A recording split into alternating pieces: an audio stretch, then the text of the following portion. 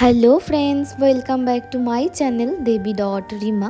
তোমরা সবাই কেমন আছো? আশা করি তোমরা সবাই খুব ভালো আছো।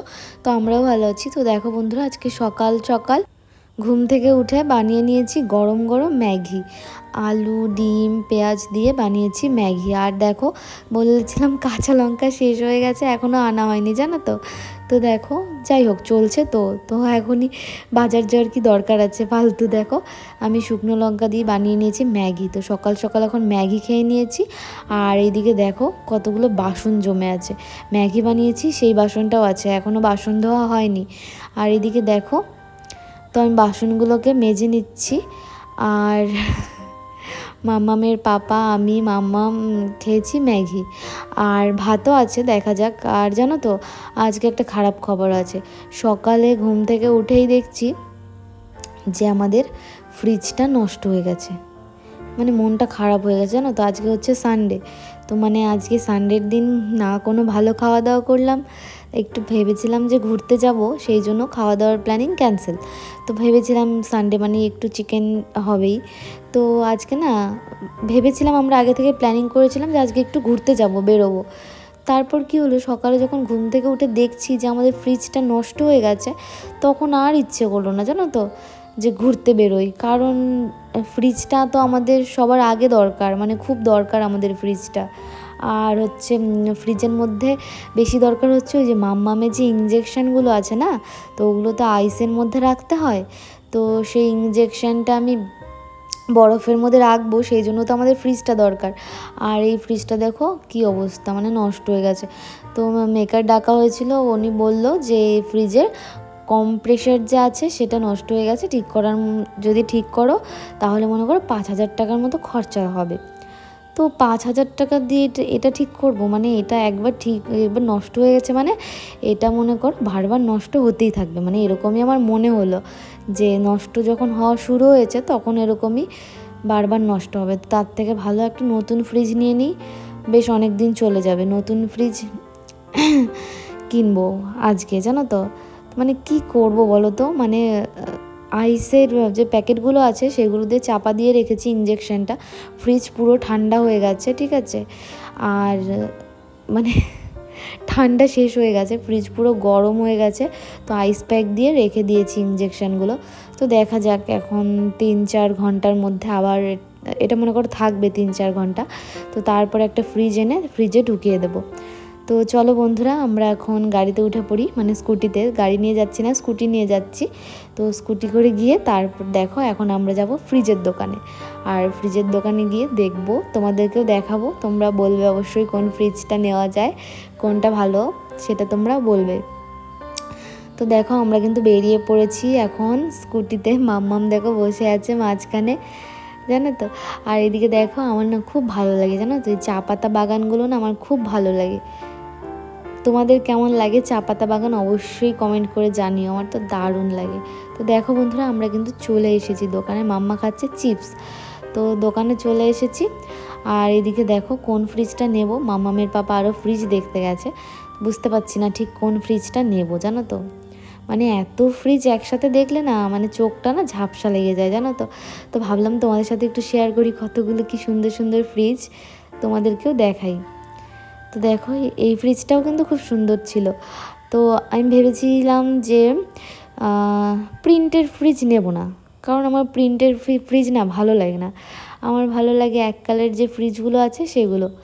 তো দেখো কোন ফ্রিজটা এখন নিই, কোনটা যে নেব, মানে এতগুলো দেখলে সেটা ভালো লাগছে একবার, ওটা ভালো লাগছে একবার, মানে এরকম অবস্থা, জানো তো। তারপরে ফাইনালি আমরা একটা ফ্রিজ নিয়েই নিলাম। তো কোনটা নিয়েছি তোমাদেরকে বাড়িতে গিয়ে দেখাবো, ঠিক আছে। আর মানে আমার ইচ্ছে ছিল অনেক দিন থেকেই যে একটা ডবল ডোর ফ্রিজ নেব। মানে যেগুলো দুপাল্লার, যে আলমারির মতো খোলা যায় ওগুলো না, বুঝলে, এমনি যে ডবল ডোর যখন দেখা যাচ্ছে, তো এরকম ডবল ডোরের মধ্যে নেব। তো মানে এই ডবল ডোর দেখার পরে না আর কোনো ফ্রিজই আমার পছন্দ হলো না ঠিকঠাক, মানে ভালো লাগে না। একবার দেখবে তুমি ডবল ডোর দেখার পরে তোমার সিঙ্গেল ডোরগুলো একদম ভালো লাগে না। তো যাই হোক, আমরা নিয়েছি, বাড়ি থেকে দেখাচ্ছি। তো দেখো বন্ধুরা, ফাইনালি আমি কিন্তু আনবক্সিং করে ফেলেছি। তো ওরাই এসে আনবক্সিং করে দিল। তো আমি আর ভিডিও করিনি, মোবাইলটা ব্যাগে ছিল। তো তাড়াতাড়ি করে এসে ফ্রিজের জায়গাটা পরিষ্কার করে দিলাম। আর হচ্ছে মাম্মামের পাপার ওরা ধরে ওঠালো তো ওপরে, আর ওপরে ওঠানো একটা ঝামেলা, তো সেই জন্য আমি আর ভিডিও করিনি। তো দেখো আনবক্সিং করে নিয়েছি। আর দেখো এখন ফ্রিজটাকে তোমাদেরকে দেখাচ্ছি। এ দেখো ডবল ডোর, ঠিক আছে। আমার তো বেশ পছন্দ হয়েছে, ফ্রিজটা দারুণ। আর এই ফ্রিজটাতে না ইনভার্টার আছে, বুঝলে। মানে খুব পছন্দ হয়েছে আমার ফ্রিজটা, খুব খুব মানে খুব, আমার তো দারুণ লেগেছে। আর তোমাদের কেমন লাগলো অবশ্যই কমেন্ট করে জানাবে, ঠিক আছে, ফ্রিজটা তোমাদের কেমন লাগলো। তো দেখো বন্ধুরা, এদিকে কিন্তু আমরা চলে এসেছি। আর দেখো ফ্রিজটা দেখো আমার থেকেও কত বড়, আমার থেকেও লম্বা। তাই মাম্মামের পাপাকে বলছিলাম আর একটু লম্বা যদি নিয়ে আসতাম তাহলে আমি উঁচু হয়ে আমি পারতামই না, তোমাকে বারবার ডাকতে হতো এটা বের করে দাও ওটা বের করে দাও। যাই হোক, এটা আমার হাইটের মোটামুটি আমি পারতে পারবো। আর দেখো সকালে রান্না করিনি, ওই ম্যাগি খেয়ে আমি বেরিয়েছিলাম। আর হচ্ছে মাম্মামের পাপা ভাত খেয়েছিল, মাম্মাম একটু ভাত খেয়েছিল, আমি ম্যাগি খেয়েছি। তো দেখো এদিকে এসে এত খিদে পেয়ে গেছে, তাড়াহুড়ো করে দেখো টমেটো দিয়ে করছি মুসুর ডাল, অল্প করেই করবো। আর এদিকে দেখো করে নিচ্ছি আলুর চোখা। তোমরা কে কে কী বলো আমি জানি না, আমি আলুর চোখা বলি, কেউ কেউ হয়তো আলু সেদ্ধও বলো।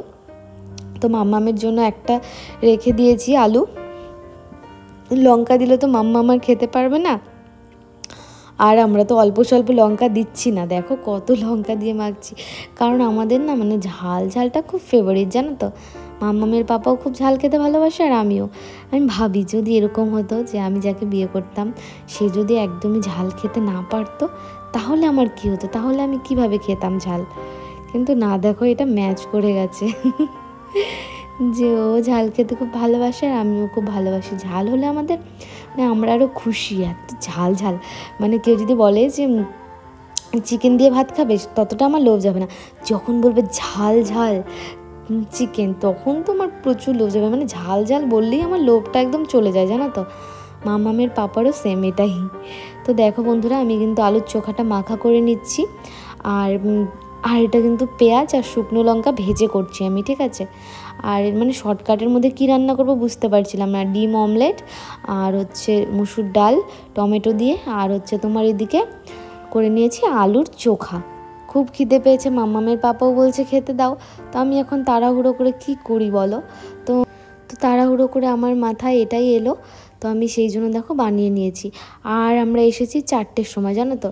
আর এদিকে দেখছি যে 4:42 মতো বাজে আমাদের, মানে আমরা হাফ খাওয়া হয়ে গেছে আমরা হাফ খেয়ে ফেলেছি ভাত। তারপর মোবাইলটা ধরলাম, মানে 30 মিনিটের মধ্যে যে আমি কীভাবে করে রান্না করেছি শুধু একমাত্র আমিই জানি। 1 সেকেন্ড ফাঁকি দিতে পারিনি, জানো তো। কি বলবো, এত খিদে পেয়ে গেছে। তো দেখো বন্ধুরা, এদিকে কিন্তু আমি 4 ভাগে ভাগ করে নিয়েছি, কারণ দুবেলার জন্য রান্না করলাম। এখন বাজে মনে করো এই বললাম তো 4:30। আবার রাতে নিশ্চয়ই খিদে পাবে, যদি খিদে পায়, মাম্মামের পাপা যদি খেতে চায় তখন আবার দিয়ে দেব। আর আজকে ডালটা না পাতলা পাতলা করেছি বেশ, মানে বেশি ঘন ঘন করিনি, ভালো লাগে না জানো, একভাবে খেতে খেতে না আর ভালো লাগে না। আর অল্প করেই করছি ডালটা আজকে, জানো তো, কারণ মানে আজকে যেন শেষ হয়ে যায়, আবার ডাল থাকবে ভালো লাগে না ঠিক। তো দেখো বন্ধুরা, এই 4 ভাগে ভাগ করে নিয়েছি। আর মাম্মামের জন্য আরেকটা যে ছোট আলু আমি রেখেছিলাম, তো মাম্মামের জন্য সেই আলুটা আমি মাখিয়ে নেব। তো দেখো এই যে আলুটা, তো এখন তোমরা দেখতে থাকো ভিডিওটা, আমি আলুটা মেখে নেব মাম্মামের জন্য। আর তোমরা কে কে আলুর চোখা খেতে ভালোবাসো বলো তো। আমি তো খুব ভালোবাসি, খুব মানে খুব, আলুর চোখা আমার ফেভারিট বলতে পারো। কার কার লোভ গেছে বলো তো, কার কার লোভ লাগছে দেখে আলুর চোখাটা।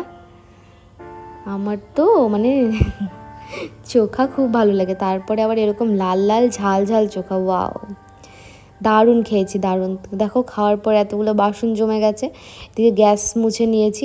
তো বন্ধুরা, আজকের ভিডিওটা এখানেই শেষ করছি, আবার দেখা হচ্ছে নতুন কোনো ভিডিও নিয়ে। সবাই ভালো থেকো, সুস্থ থেকো, টাটা, বাই বাই।